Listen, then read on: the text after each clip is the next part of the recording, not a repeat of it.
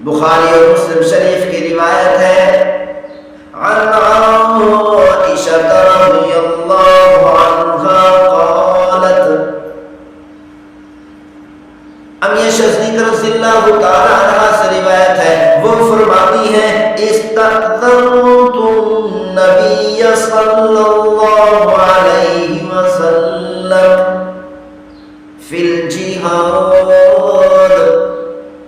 کہ میں نے پیغمبر صلی اللہ علیہ وسلم سے جہاد کرنے کی اجازت طلب کی، فقال جہادکم الحج، پیغمبر صلی اللہ علیہ وسلم نے ارشاد فرمایا اے عائشہ تم تمام کی تمام عورتوں کا جہاد یہ ہے کہ تم اللہ کی رضا کے لیے حج ادا کرو، یعنی پیغمبر صلی اللہ علیہ وسلم نے قیامت تک آنے والی عورتوں کے لیے حکم فرما دیا کہ عورتیں جب اللہ کی رضا کے لیے حج ادا کریں گی اللہ تعالیٰ ان کو اجر اتنا عطا فرمائے گا جیسا کہ قتال کے میدان میں کھڑے ہو کر کافروں کا مقابلہ کیا ہو۔ ترمذی شریف کی روایت ہے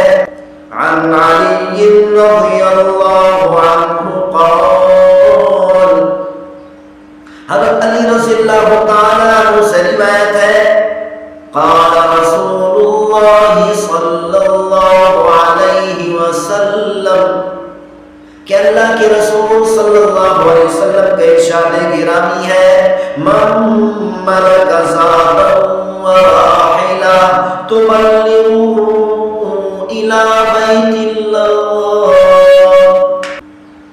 جب آدمی کے پاس اتنا خرچ موجود ہو، اتنا رقم موجود ہو، اتنا پیسہ موجود ہو کہ بیت اللہ تک پہنچ سکتا ہو، بیت اللہ تک جانے کا خرچ ادا کر سکتا ہو، خرچ کو پورا کر سکتا ہو، بیت اللہ تک جانے کا خرچ کا انتظام کر سکتا ہو،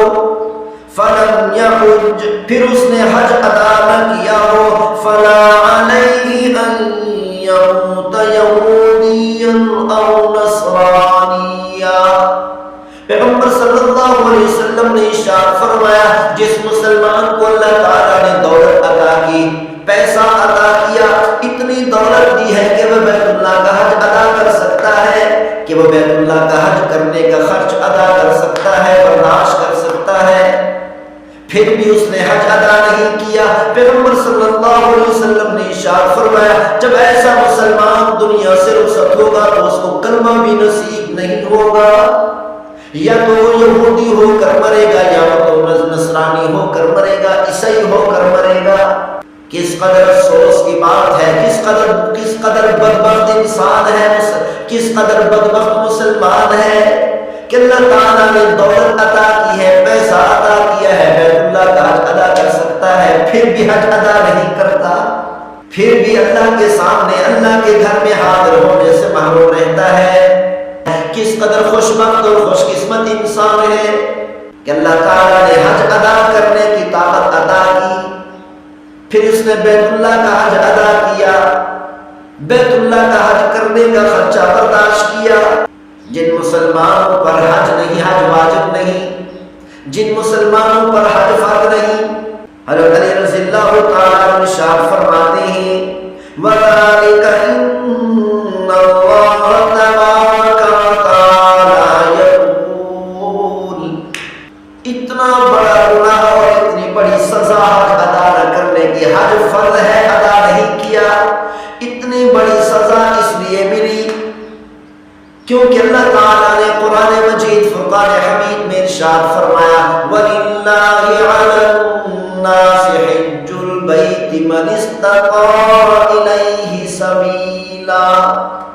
کہ اللہ تعالیٰ نے قرآن مجید فرقان حمید میں ارشاد فرمایا اللہ کی رضا کے لیے لوگوں پر حج ادا کرنا فرض ہے۔ کن لوگوں کے لیے حج ادا کرنا فرض ہے؟ مَنِ اسْتَطَاعَ إِلَيْهِ سَبِيلًا،